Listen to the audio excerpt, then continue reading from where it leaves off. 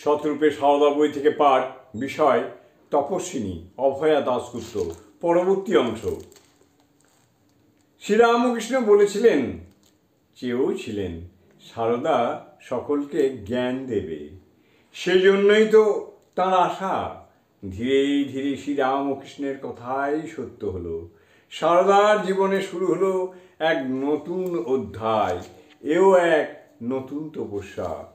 যিনি এতদিন অন্তরালে আত্মগোপন করেছিলেন, এবারে তিনি জননী হয়ে সন্তানদের কাছে আত্মপ্রকাশ করলেন।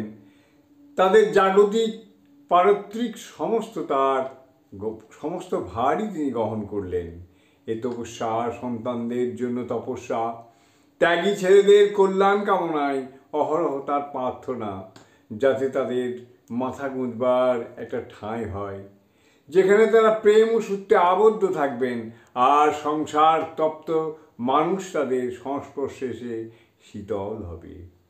সারদার সেই প্রার্থনার ফলে গড়ে ওঠে নবযুগের ধর্মসভা, ধর্মসংঘ। জয় মা।